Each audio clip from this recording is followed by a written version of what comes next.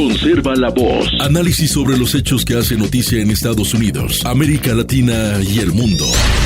That America will never be a socialist country. Conserva la voz. Un espacio no apto para lo políticamente correcto o socialmente aceptable.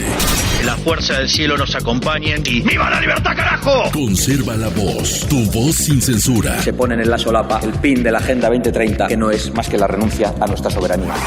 Con ustedes su anfitrión, Freddy Silva. ¿Qué tal, amigos? Reciban todos un caluroso y fuerte abrazo en este nuevo episodio de su podcast Conserva la Voz, un podcast dedicado a los conservadores. Soy Freddy Silva desde Tampa, Florida. Buenos días, buenas tardes, buenas noches, donde quiera que nos vean y escuchen. Sean bienvenidos a esta emisión de miércoles 13 de mayo de este 2026. Muy contento de llegar con un abrazo a todos y cada uno de ustedes. Hay bastante información que revisar. Yo creo que lo que ahora mismo está acaparando titulares es la visita del presidente Donald Trump a China. Sí, fue hasta el otro lado del mundo a visitar a su homólogo Xi Jinping.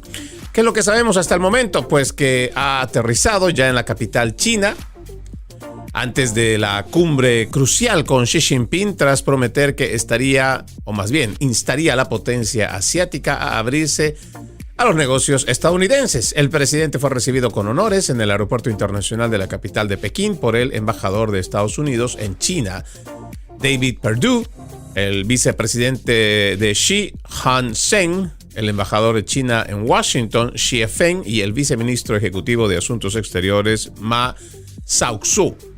La comitiva oficial estuvo acompañada por una banda militar y una guardia de honor, así como 300 jóvenes que cantaban un mensaje de bienvenida y ondeaban banderas estadounidenses y chinas al ritmo de la música. Trump saludó a la multitud con su característico gesto de levantar el puño. Trump, que parecía complacido con la pompa y la ceremonia que rodearon su llegada, fue seguido al bajar del avión por su hijo Eric, su nuera Lara, el fundador de SpaceX y Tesla, Elon Musk, el secretario de Estado Marco Rubio, el secretario de Guerra Pete Hegseth y el director ejecutivo de Nvidia Jensen Huang.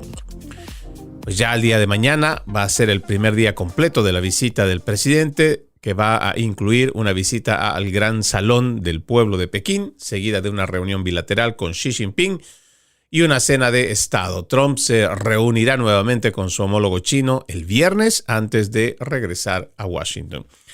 Aquí hay un párrafo que me parece interesante volverlo a leer, solo para que usted tenga una idea más o menos de lo que significa una administración que, más allá de los temas políticos y seguramente geopolíticos, pues también tiene un tinte bastante comercial. Le repito el párrafo anterior.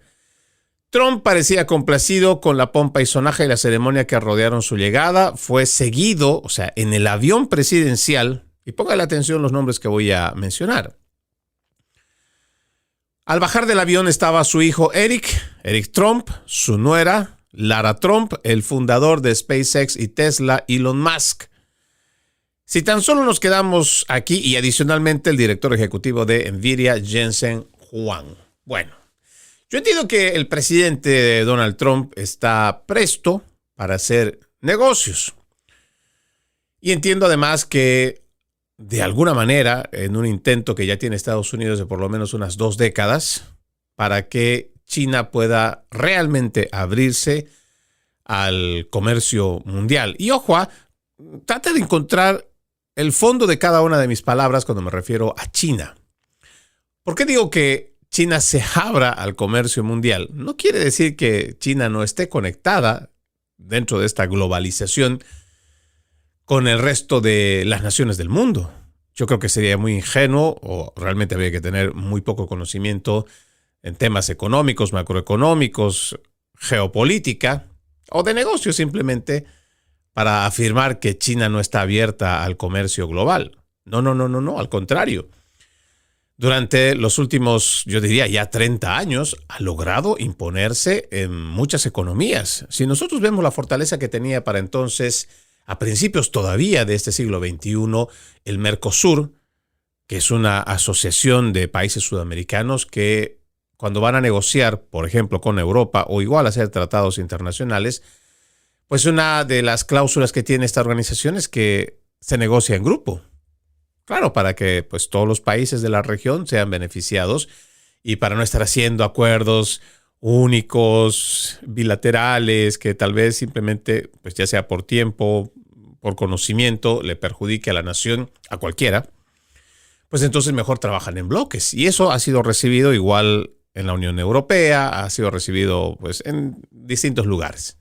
Sin embargo, China ha logrado romper una de esas alianzas que yo entiendo sorprendió al mundo cuando el presidente de Uruguay, ahí nomás, cerquita de la pandemia, decía públicamente que empezaba a tener relaciones comerciales bilaterales y que, siendo miembro del Mercosur, ya no estaba ni siquiera pidiendo permiso, simplemente le estaba comunicando al Mercosur que los negocios lo iban a hacer de nación a nación. Y claro, mucha gente empezó a decir, ¿qué más da? De todos modos tiene que haber una soberanía. Pero préstele cuidado a eso. Cuando existen alianzas, son alianzas que se forjan precisamente para proteger. Para no entrar, digamos, en un nacionalismo, pero por lo menos para proteger y poner a los mejores encargados, no solamente de negocios, igual del tema legal. Sin embargo, China ha logrado romper este tipo de alianzas. Y no es la única región con la que ha hecho eso. Lo está haciendo en muchos continentes. Y si algo hay que reconocerle es que China, pues sí, está abierta al comercio mundial. Sin embargo, a lo que yo me refiero es que, por ejemplo, en la década de los 90, cuando estábamos terminando el siglo XX, ya existía un temor del mismo presidente Bill Clinton. Porque China crecía de una forma gradual, constante, y por lo general de una manera que podríamos decir es bastante complicado o bastante difícil que, haciendo el seguimiento de muchas de las naciones, el crecimiento que venía teniendo China era relativamente, bueno, o sea, cuando usted revisa libros de contabilidad, usted sabe que hay meses que suben, hay meses que bajan, hay años que son buenos y hay años que son malos. Sin embargo, las cifras que siempre ha mostrado China, pues eran todos constantes y todos buenos y todos en crecimiento. Claro, podríamos justificar que ha estado exportando bastante su basura y sus productos basura a gran parte del mundo. Sin embargo, yo entiendo que en cualquier negocio hay subidas y hay bajadas. Sin embargo, con China nunca. ¿Y sabe por qué? Porque el Partido Comunista Chino, y en realidad todo el sistema comunista chino, no se someten a organismos internacionales para no ser fiscalizados, para no ser investigados, para que nadie en el mundo tenga una idea de cómo es que ellos hacen el comercio internacional. Claro, China sabe que si se empieza a someter a alianzas internacionales, a organismos internacionales, pues hay requerimientos que cada nación se le exige para que pueda ser contemplado como parte de estas organizaciones supranacionales, después de todo. Y en ese sentido es que ya los Estados Unidos le viene exigiendo a China que sea clara, transparente, correcta y justa cuando se trata de hacer negocios en el mundo. Porque ya tenemos desde finales del siglo pasado que China se ha convertido en una fábrica de piratería mundial. Muchos de los productos que se supone tienen derechos de autor, que tienen patente, pues simplemente no han sido respetados. Y ahí se han vulnerado un montón de tratados internacionales, de convenios. Los derechos de autor prácticamente para ellos no les ha servido ni les ha importado para nada.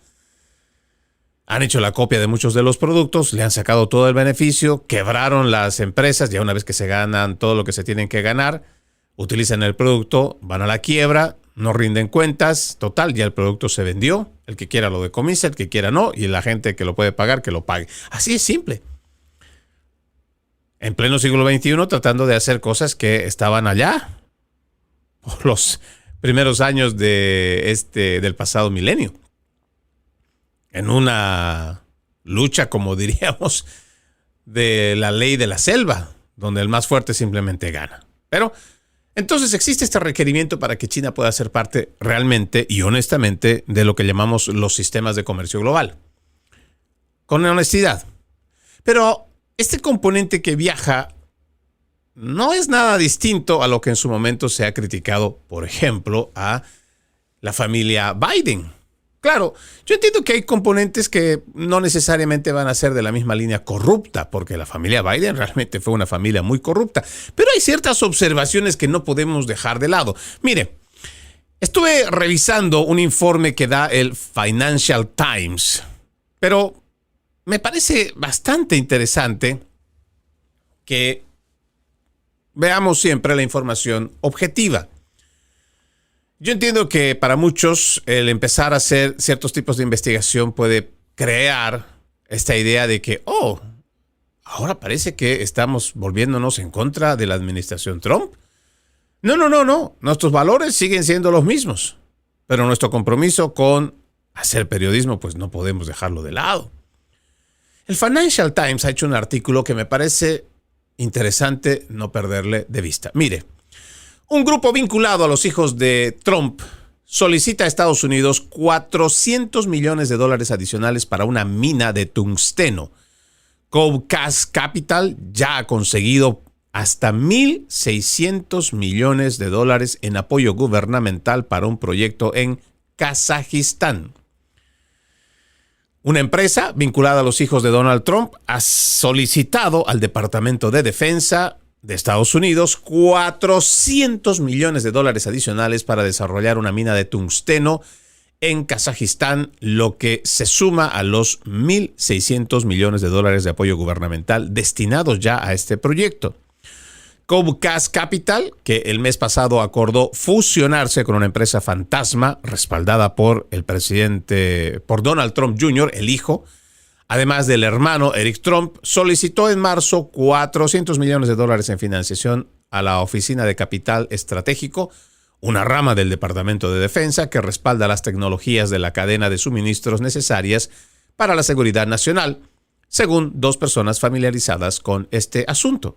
El Banco de Exportación e Importación de Estados Unidos y la Corporación Financiera de Desarrollo, dos agencias financiadas por el gobierno federal, anunciaron en noviembre la emisión de cartas de intención no vinculantes por un monto de hasta $1.600 millones para apoyar el desarrollo de los proyectos de tungsteno de Northern Katpar y Upper Kairakti en el centro de Kazajstán. COBRAS controla el 70% de los proyectos. La propuesta que el grupo presentó a la OSC para obtener los $400 millones adicionales indicaba que los fondos acelerarían el progreso del desarrollo de la mina, según una de las fuentes. La administración Trump está intentando asegurar nuevas cadenas de suministro para minerales críticos, incluidas las tierras raras, con el fin de reducir la dependencia de Estados Unidos respecto a China. El tungsteno, en particular, se utiliza ampliamente en la industria estadounidense, incluidos los sectores de defensa, manufactura y energía. Según datos de Fast Markets, el precio del tungsteno se ha disparado desde los $350 por tonelada métrica a principios del año pasado, pasando de unos $3.100 por tonelada métrica. Imagínese la cantidad de precio, o sea, el dinero que ahora cuesta esta tonelada métrica. Ahora, un portavoz de Comcast declaró: dada la creciente demanda en Estados Unidos y la escasez sin precedentes de tungsteno, la empresa está evaluando maneras de acelerar la puesta en marcha de la mina y la refinería. La empresa no puede hacer comentarios sobre posibles negociaciones de financiación comercial o gubernamental. Ahora, dice aquí voy a dejarle este artículo que usted también puede encontrarlo en el Financial Times. Yo estoy muy claro que el Financial Times no es necesariamente un medio o de información, creo yo, que sea necesariamente imparcial o mínimamente sea objetivo. No, sabemos que es liberal, que es prodemócrata y es anti-Trump. Y seguramente, Lo que yo quiero hacerle notar es que cuando se solicita estas ingentes cantidades de dinero, el propósito, o sea, el fin, según lo que establece este artículo, es para cubrir la necesidad de minerales raros que se van a necesitar para nuestra industria de seguridad. De defensa, pues. Lo que yo quiero recordarle a usted, amigo oyente, es la advertencia que nos hace el presidente Eisenhower allá por el 61-63, cuando en una carta no muy extensa da en unos párrafos una alerta que nos parece todavía sigue vigente hoy más que nunca en este siglo XXI. Nos dice, voy a simplemente parafrasear porque no lo sé de memoria. Él alerta, el presidente Eisenhower, alerta sobre el complejo militar industrial, que es una especie de subgobierno que toma decisiones y está a la cabeza de gente que no ha sido elegida y sin embargo han copado a tal punto el poder que son capaces de mantener un estado de emergencia permanente. O sea, la amenaza ya nos lo decía hace más de 50 años, de que había un estado profundo que estaba más dedicado a la metalurgia, que había copado, y por eso se le había puesto el nombre de complejo militar industrial, porque es ahí a donde va gran parte de lo recaudado, o sea, de todos los millones de dólares que recaudan cada mes de los estadounidenses. Este dinero va para allá. Ahora, yo no tengo problema con que mi dinero sirva para la protección de nuestro país, para el cuidado de nuestros soldados, que son los que protegen nuestra nación. Pero hay puntos que me parece que, independientemente de que usted sea republicano o demócrata, tenemos que exigir siempre rendición de cuentas. Rendición de cuentas que, por ejemplo, el Pentágono ya viene años sin someterse a clarificar realmente, y mucho de esto basándose pues, en la seguridad, en la protección de informes, pero no son claros sobre en qué se gasta el dinero. Todo lo hacen clasificado para que, en nombre de la seguridad de los Estados Unidos y mantener nuestros documentos, pues lo clasifican. Y la gente no lo sabe 20, 30, 40 años después de que sucede algo o de que se clasifica estos documentos. Pero más allá de lo que diga estos documentos, ¿qué es lo que deberíamos nosotros pensar como contribuyentes? Que mucho del dinero que se destina, por ejemplo, para proyectos de desarrollo tecnológico militar, son prácticamente regalos. Sí.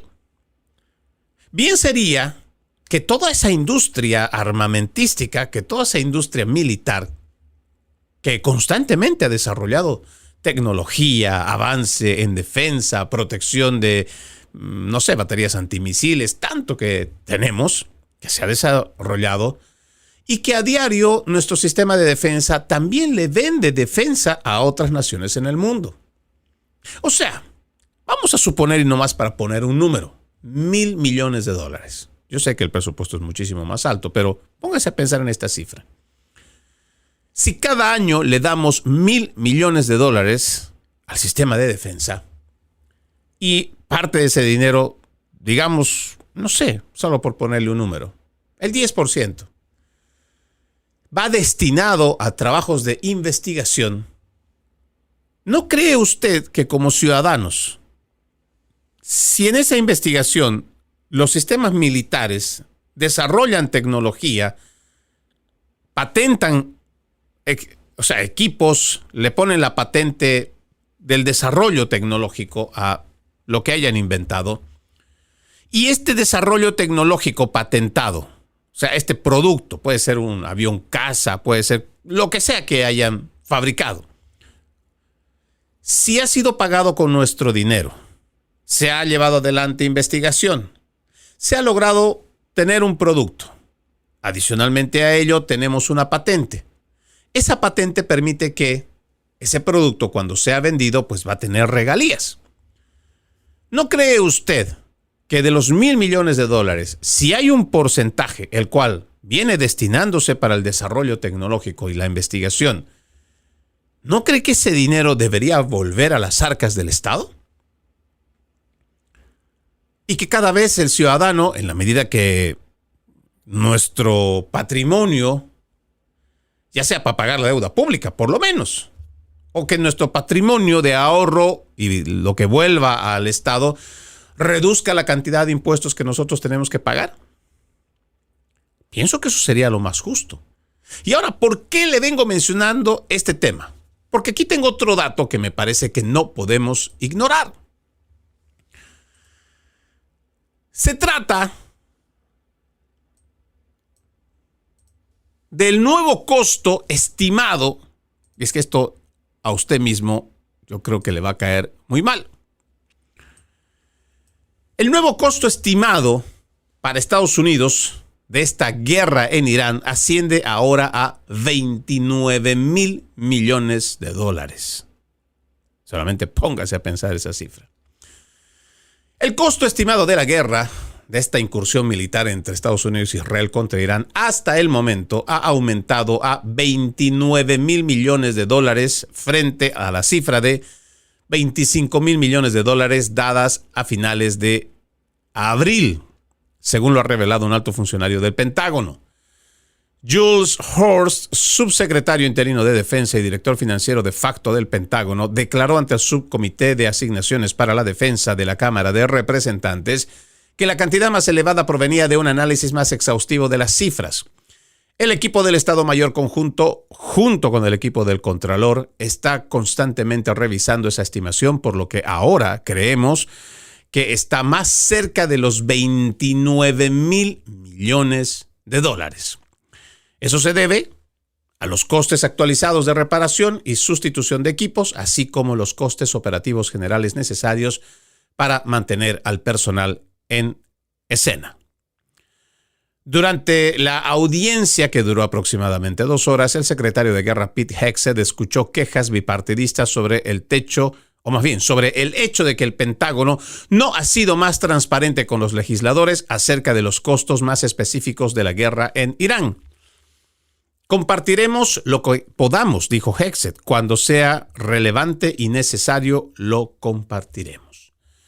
Los legisladores también, dice este artículo, expresaron su preocupación por el hecho de que la guerra en Irán haya agotado las reservas de municiones de Estados Unidos y haya puesto en peligro la seguridad nacional. Sin entrar en detalles sobre cuáles son realmente los niveles de munición, Hegseth sostuvo que Estados Unidos tiene suficiente potencia de fuego para sus necesidades, pero que la administración Trump pretende, no obstante, potenciarla al máximo. No estoy de acuerdo con la afirmación de que las municiones se agotan en un foro público. Eso no es cierto, replicó Hegseth al representante Pete Aguilar, demócrata por California y miembro del caucus demócrata de la Cámara de Representantes. En definitiva, contamos con todas las herramientas necesarias para llevar a cabo lo que queremos que llevar a cabo y nos aseguraremos de potenciar al máximo esa capacidad de cara al futuro. Hegseth y su grupo del Pentágono testificaron ante el subcomité sobre la solicitud presupuestaria del presidente Trump de $1.5 billones para el año fiscal 2027. Yo lo describiría como un aumento puntual para ponernos al día, dijo Horst, refiriéndose al presupuesto reforzado, para arreglar todos nuestros cuarteles y demás instalaciones del departamento que están en mal estado, también para realizar algunas inversiones de recuperación en inteligencia artificial y autonomía. Bueno, ¿se da cuenta usted solamente en cifras cuánto se representa $29,000 millones? Que hasta ahora es lo que, según nos están diciendo, a través de esta comparecencia que están teniendo ante el Congreso de los Estados Unidos.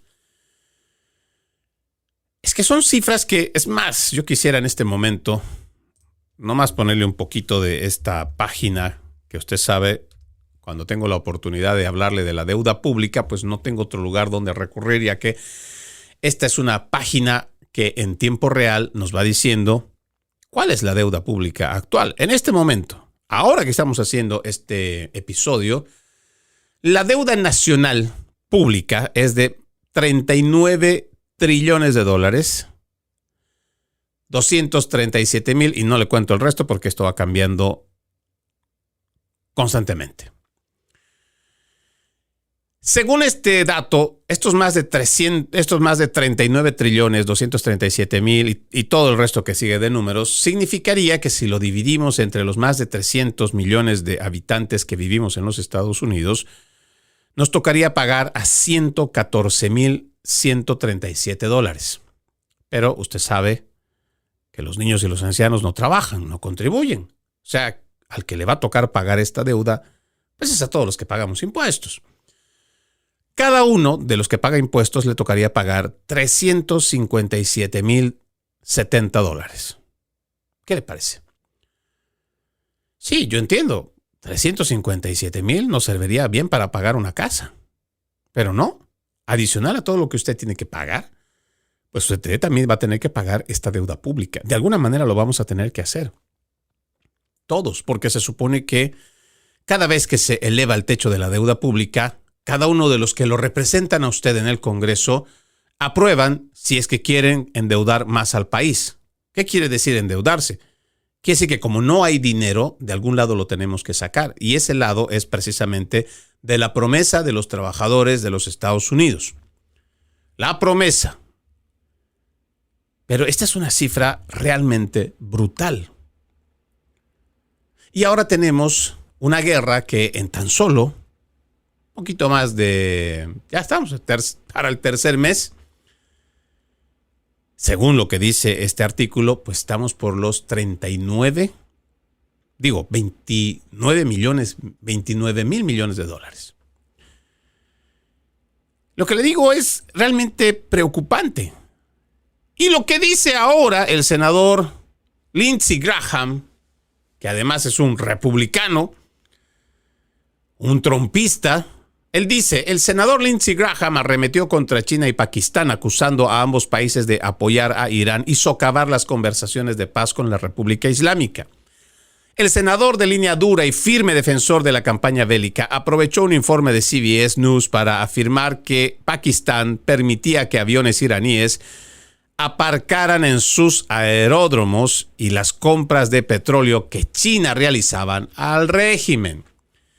Secretario Hexed, si el mediador permite que aviones de reconocimiento procedentes de Irán se estacionen en bases aéreas pakistaníes, ¿cree que eso es compatible con ser un mediador imparcial? Es lo que preguntó el senador republicano por Carolina del Sur.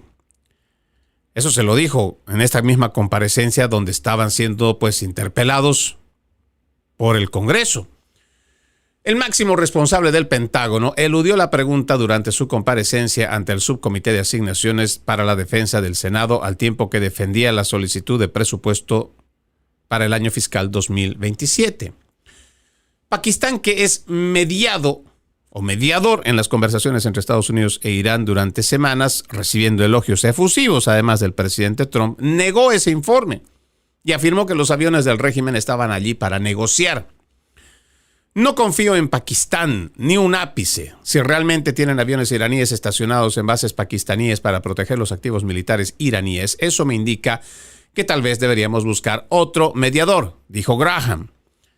No me extraña que esta maldita cosa no vaya a ninguna parte, pero cuando se trata de Pakistán y China, ya basta. Bueno. Dentro de las cosas que nosotros venimos planteando en lo que va de este conflicto, pues también están estos. Esta misma idea de que nosotros estamos confiando en Pakistán. Yo no digo que no sea un aliado confiable o creíble. Pero ¿no cree usted que también ya en este punto la negociación debería ser directa? ¿Quiénes son los afectados? Pues Irán. Irán ya se le ha destruido la cúpula que se suponía era la más radical, los ayatolás. Según la misma declaración que ha hecho Peter Hegseth, él burlándose dijo que ese era un trabajo temporal muy corto al cual muchos ni siquiera querían ir, porque una vez que alguien asume un puesto de ayatolá, pues automáticamente lo eliminan. Sí, así fue la declaración, no es un invento mío. Pero ahora estamos yendo por intermediarios, cuando en realidad deberíamos buscar la forma de ver quién está a cargo. Que se pronuncien y nos digan públicamente quién es el que de verdad está representando ahora, ya sea igual a la dictadura teocrática de ayatolás, el Congreso, que todavía tienen un Congreso. Hay representantes políticos de oposición. ¿Quién es el que está hablando realmente? ¿Quién se va a someter, además, al dicho acuerdo al que se supone están encaminados para encontrar al fin la paz? Y aquí tenemos a el senador Graham, que también, pues ya estamos en un punto donde hablemos de una vez las cosas claras. Porque primero nos están pidiendo más dinero. Eso va a implicar que el techo presupuestario va a tener que elevarse. Por lo visto, la Fed no va a bajar los intereses, al contrario. En la medida que la inflación empiece a aumentar en el país, lo que en algún momento pensábamos que iba a ser la apertura para que la gente pueda optar por préstamos para la compra de casas o vehículos, eso va a terminar. Y si ya estábamos teniendo complicaciones para finales del año pasado, de gente que por mucho que tenía el sueño, incluso teniendo sus pequeños ahorritos, pues si quería tener una casa, no, los intereses estaban muy arriba. Y ahora van a subir más, porque de alguna manera se va a tener que contener la inflación. Una inflación que no va a parar de subir en la medida que la energía siga siendo cara. Antes de empezar la guerra, estábamos a $60 el barril, a veces menos. Si usted recuerda o busca uno de los episodios del mes de noviembre o el mes de diciembre, las primeras 2 semanas sobre todo, usted va a poder encontrar que nosotros hicimos referencia precisamente a los precios del petróleo, que históricamente estaban bajos y que por lo general, cuando los países productores de petróleo ven que no hay mucha demanda, pues se las ingenian, porque de eso viven, ese es su negocio. Entonces esta gente reduce la producción. Es una manera muy maquiavélica de poder presionar, pero así es como se maneja a través de la especulación, simplemente la subida y la bajada de los precios. Pero adicionalmente a ello, ahora tenemos una guerra. Una guerra que, como lo ha dicho claramente el senador Graham, no nos está llevando a ningún lado porque tenemos interlocutores que realmente no se los puede creer y no se los puede confiar. Una cosa puede ser lo que digan y otra cosa son los hechos, es lo que hacen. No importa que lo nieguen, el tema es que se los ha visto. Ahora, veamos siempre todo esto en la misma perspectiva, porque hemos tocado muchos puntos que me parece que poniéndole el rompecabezas mucha gente hasta se puede confundir. Hemos hablado primero, hay un viaje del presidente Donald Trump que va a ir a buscar negocios, eso es lo que nosotros entendemos, porque quienes han ido con él, pues no solamente son sus hijos, que como mencionamos también, van a buscar algún tipo de negocio, comercio, que pueda beneficiar. Y en este caso, yo entiendo que no es tanto para que se beneficien ellos, sino es para tratar de hacer en la balanza, tratar de poner el mismo nivel. Se supone que China nos vende de todo y a nosotros no nos deja venderles nada. Sí prefiere China que las grandes empresas de manufactura se vayan hasta China y que el producto salga de China para los Estados Unidos. Pero no que el producto americano salga para que los chinos lo puedan comprar. Eso no pasa. Entonces, sí, no se sorprenda. Yo cuando estuve haciendo un viaje, no recuerdo bien si esto fue por el lado de Arica o Iquique más bien en Chile, le estoy hablando hace por lo menos unos 10 años. Me sorprendió cuando me subí a un vehículo Chevrolet, un Aveo. Claro, yo estaba como todo americano y en realidad pues me siento bastante americano, me siento muy americano. Estaba ahí un auto americano. Se supone de la línea, o sea, de la marca Chevrolet, viene de la línea GMC. O sea, de la GM, de la General Motors, americano. Pero cuando empiezo a revisar el año de ese vehículo, ahí decía, hecho en China. Aunque usted no lo crea. autos que se supone deberían tener el orgullo americano en el sello, no, lo están haciendo igual en China y lo están exportando a otras partes del mundo. Entonces, ahí estamos viendo actores que son los hijos del presidente Donald Trump. Vamos a ver cómo se puede equiparar la balanza. Pero adicionalmente, en esta guerra, donde no se dispara ningún tipo de proyectiles, también está Elon Musk. Esta guerra a la que yo hago mención es la guerra por la inteligencia artificial. ¿Quién se va a hacer con el control? Porque aquí el problema no es tanto que esto sea una herramienta útil para el mundo. No, es que todavía no existe legislación la cual lo pueda regular. Y a los políticos les encanta tener el control de la regulación porque así ellos pueden suprimir no solo la libertad de expresión, también el desarrollo y la prosperidad de las naciones. Ahora mismo se está librando una batalla a morir de las grandes empresas. Entonces, tenemos un presidente que va a ver qué se puede conseguir, pero me imagino que también tendrá que hablarse sobre el tema energético, el cual está causando problemas a China. Y es esto mismo, la guerra con Irán. Una guerra que cada vez cuesta más dinero. Y si cuesta más dinero va a salir más de su bolsillo. Y si sale más de su bolsillo y la consecuencia directa de esta guerra es que no hay petróleo en el mundo, o no se está exportando en las cantidades que se necesitan, y adicionalmente a ello los precios han subido, hay una inflación que va a escalar que usted no tiene idea. Y tenemos la petición del Departamento de Defensa o el Departamento de Guerra ahora de seguir aumentando. Incluso con el temor, pienso yo, o la preocupación de que esta guerra está siendo no solo tan costosa, sino que está vaciando nuestros almacenes. Yo no dudo que Estados Unidos tenga la gran capacidad de poder reponer los almacenes, las municiones y lo que necesitáramos si viniera otro conflicto. No tengo duda. Sin embargo, lo que es costoso y adicionalmente que estén vaciando nuestras reservas, pues debería ser de preocupación, por lo menos de reflexión, de análisis. Y lo que sentencia finalmente el senador Graham, parece que las cosas o no se están haciendo bien, no porque el presidente no lo quiera, sino porque se está eligiendo interlocutores que pues no se puede confiar, o por lo menos habría que ponerlo en duda. Ya, o sea, no diga públicamente usted que no confía en ese país, pero exploremos las demás vías, no nos enfrasquemos solo en que Pakistán se ofreció como mediador, Pakistán es el que está de voluntario para que esto pueda tener paz. Pues a Pakistán es el único que le vamos a creer. No hay garantías de ninguna manera en esas conversaciones. Lo único que nos da de este lado del Atlántico es la incertidumbre de no saber cuándo va a acabar este conflicto.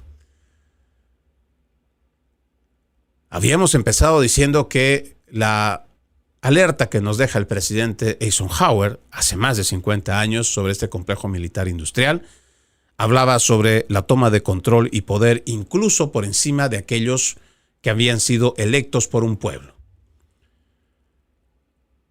Que su mecanismo de fortalecerse es mantener un estado de emergencia.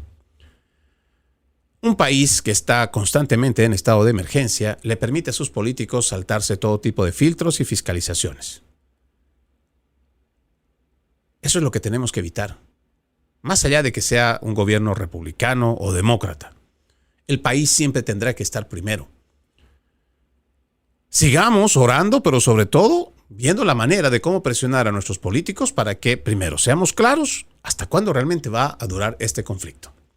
Si no había necesidad de meternos, no queríamos estar en ello, ¿por qué estamos tardando tanto en salir? Si realmente queremos estabilidad en esa región, ¿estamos haciendo los pasos correctos para encontrar una negociación, un acuerdo que además de verdad garantice paz en esa región? Y finalmente, ¿los estadounidenses estamos de acuerdo en seguir aumentando el techo de la deuda? ¿Seguir incrementando más nuestra deuda pública? Lo dejo con esa pregunta. Nos vamos a la pausa. Ya regresamos con más. Conserva la voz. Conserva la Voz, un programa de información y análisis de los hechos más importantes que ocurran en el mundo. That America will never be a socialist country. Pero también sé que no es lícito eliminar una vida humana para resolver un problema. Se ponen en la solapa el PIN de la Agenda 2030, que no es más que la renuncia a nuestra soberanía. Conserva la voz. Conserva la voz.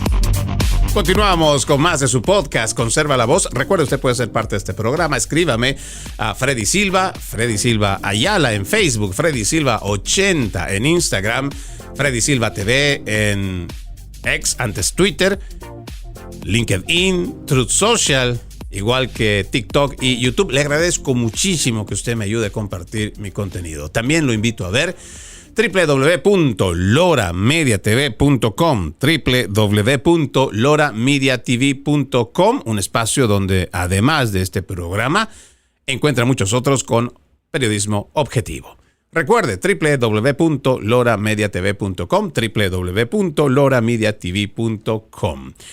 En más temas de la política doméstica de los Estados Unidos, el gobierno federal aplaza la asignación de $1,300 millones de fondos de Medicaid en California en medio de la represión contra el fraude en el sector sanitario. La represión federal contra el estado de California se está intensificando y The California Post ha sabido que la administración Trump está reteniendo $1,300 millones en fondos de Medicaid en medio de la creciente preocupación por el fraude relacionado con las agencias estatales de cuidados paliativos y atención médica a domicilio. El grupo de trabajo contra el fraude, dirigido por el vicepresidente J.D. Vance, hizo el anuncio hoy, apenas unas semanas después de que la administración suspendiera las licencias de 447 centros de cuidados paliativos y 23 agencias de atención médica a domicilio por sospecha de facturación fraudulenta. Como los estadounidenses de todo el país han podido constatar el nivel desenfrenado de fraude que se está produciendo en California, la administración Trump no lo tolerará. Agradezco al Dr. Oz y al vicepresidente Vance. Su liderazgo en este asunto fue lo que declaró el presidente Donald Trump. Esta medida se produce después de que la administración anunciara que está realizando una auditoría completa de las agencias de cuidados paliativos y atención médica domiciliaria en todo el país. El grupo de trabajo del vicepresidente está tomando todas las medidas necesarias para garantizar que el dinero de los contribuyentes estadounidenses no caiga en manos de estafadores. En febrero, Vance anunció que la administración estaba reteniendo más de $250 millones en fondos de Medicaid en Minnesota debido a preocupaciones de fraude. Y le dio al gobernador demócrata Tim Walz 60 días para presentar un plan de acción correctiva o enfrentar medidas adicionales.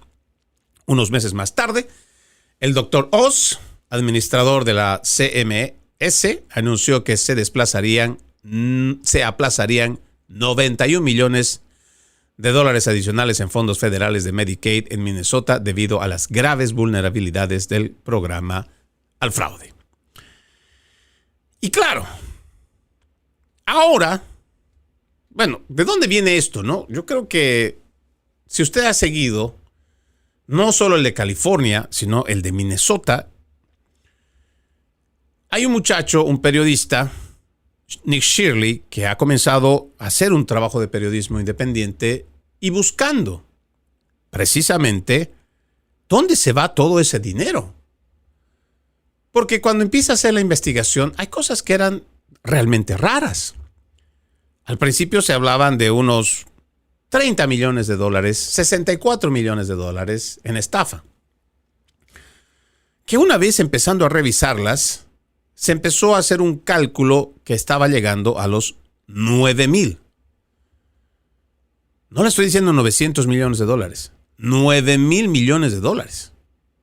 Que cuando ya empieza a ponerse el ojo en el tema, ya hay algunos representantes del Congreso que también empiezan a hacer sus averiguaciones y ya hablan de más de $200 mil millones en fraude.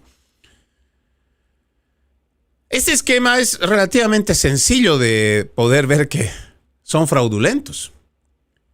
Porque resulta que en Minnesota este gobernador demócrata, Tim Walz, incluso habiendo existido denuncias, pues dijo, no, aquí nosotros no los entendemos. El fiscal general también miró para un lado. Es más, reprendieron a los trabajadores que estaban denunciando que había posibilidad de fraude. Un fraude que no es de ahora. Hay procesos que ya se vienen llevando de hace 10 años.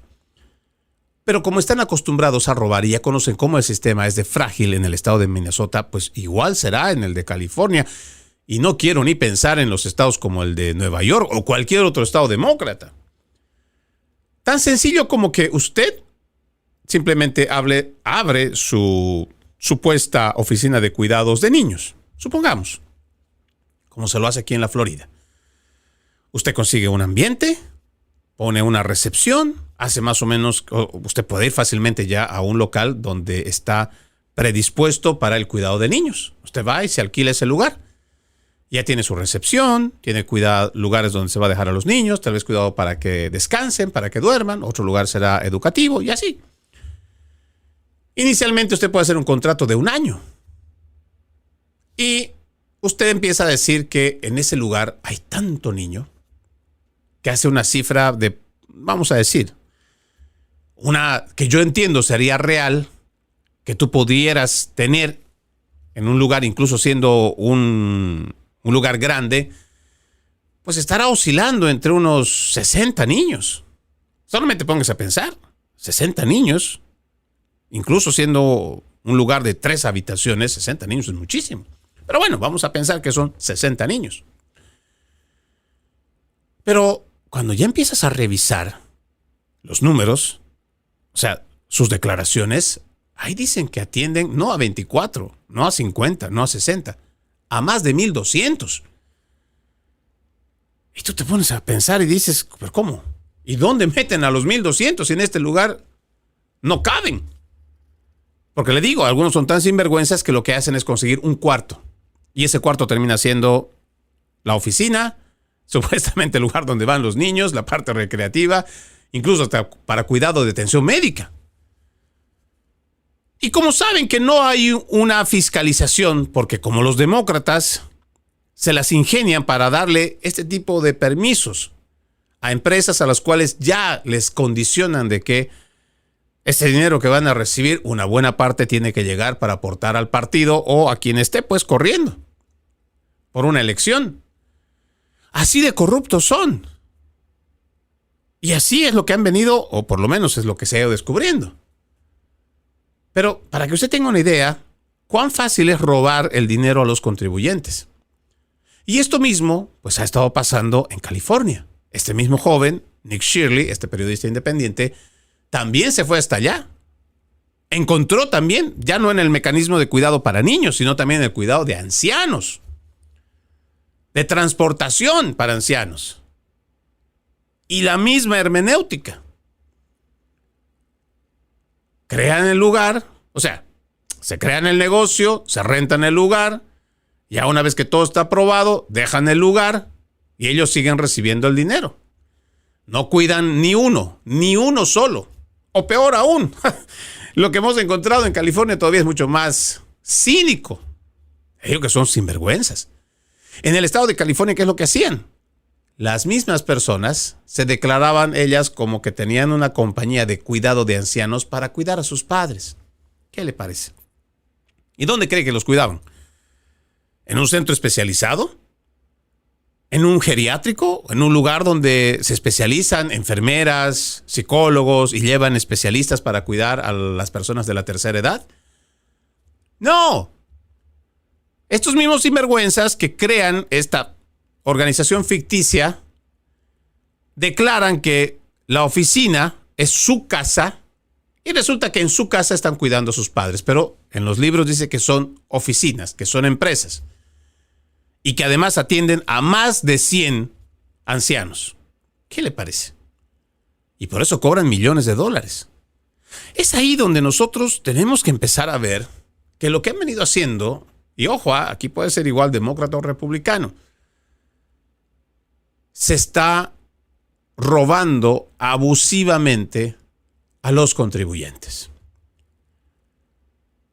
Se está abusando terriblemente de la recaudación de impuestos.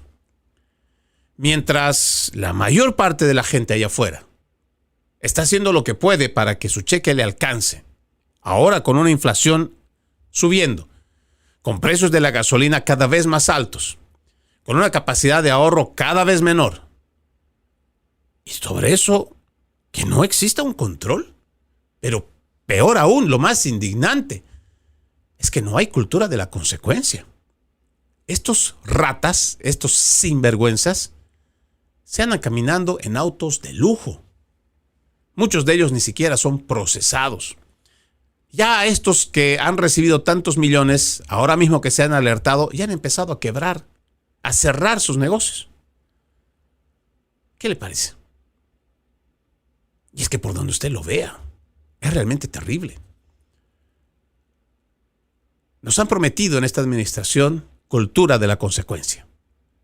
Queremos ver a estos desgraciados con sus nombres, con sus caras, procesados, llevados ante un juez con sentencia por haberle robado a los estadounidenses.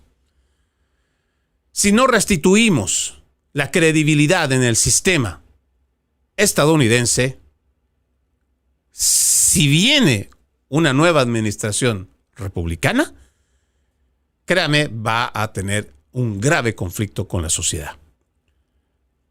Y si de plano los republicanos no restituyen la confianza, la seguridad en los sistemas federales, en las agencias estatales igual, y peor aún, vuelve al poder los demócratas, lo poco que se pudo estar construyendo para restituir la grandeza de los Estados Unidos se habrá perdido.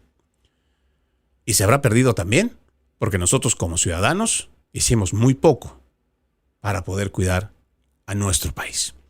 Soy Freddy Silva desde Tampa, Florida. Buenos días, buenas tardes, buenas noches, donde quiera que nos hayan visto y escuchado. Antes de irme, permítame leer este extracto de la palabra. En aquel tiempo, Jesús dijo a sus discípulos: aún tengo muchas cosas que decirles, pero todavía no las pueden comprender. Pero cuando venga el Espíritu de la verdad, Él los irá guiando hasta la verdad plena, porque no hablará por su cuenta, sino que dirá lo que haya oído y les anunciará las cosas que van a suceder. Él me glorificará, porque primero recibirá de mí lo que les vaya comunicando. Todo lo que tiene el Padre es mío. Por eso he dicho que tomará de lo mío y se lo comunicará a ustedes. Juan, capítulo 16, versículos 12 al 15. Tengan un bendecido resto de jornada. Como siempre, ejercitemos la decencia, que nada nos cuesta. Permiso.